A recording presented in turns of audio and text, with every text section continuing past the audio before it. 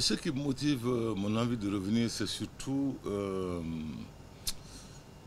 ne sais pas comment le mettre, c'est peut-être juste partager, créer une vision partagée avec les autres, d'un et de deux, partager avec eux surtout ce qui semble nous manquer dans ce pays-là, c'est-à-dire la connaissance de la gestion d'un projet complexe. Parce qu'un projet de société n'est qu'un projet complexe.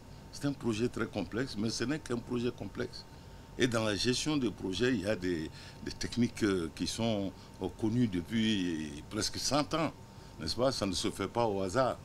C'est-à-dire, quand vous décidez que vous allez faire telle chose dans le pays, il faut pouvoir articuler ces choses-là à la bonne articulation, regarder le profil des gens qui peuvent prendre ces articulations et les faire avancer, sous forme simplement comme des sous-systèmes.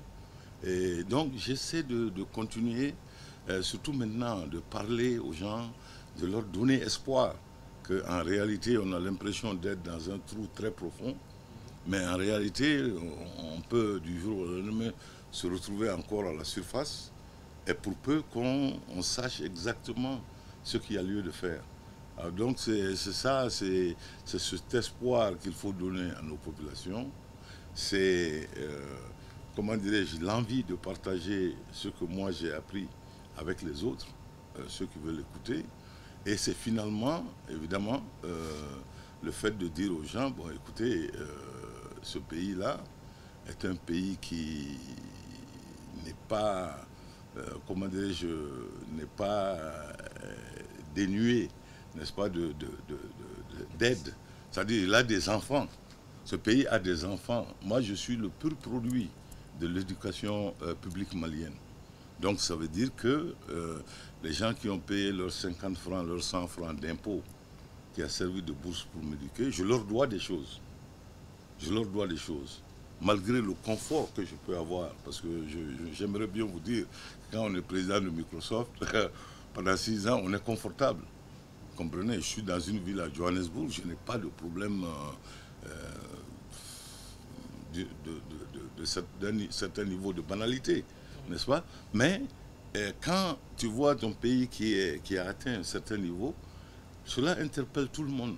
Moi, je n'ai jamais travaillé dans ce pays. Je n'ai jamais dépendu de ce pays-là pour un centime ou pour quoi que ce soit.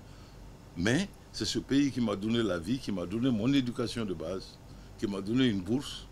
Et donc, tout ce que je sais, tout ce que je sais faire, tout ce que j'ai compris, toutes les personnes que je connais dans ce monde, mon carnet d'adresses, tout cela dans ma tête appartient à ce pays.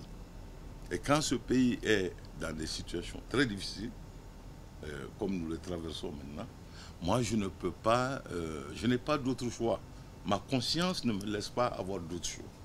Pratiquement j'ai beaucoup de choix, mais ma conscience ne me laisse pas faire certains de ces choix.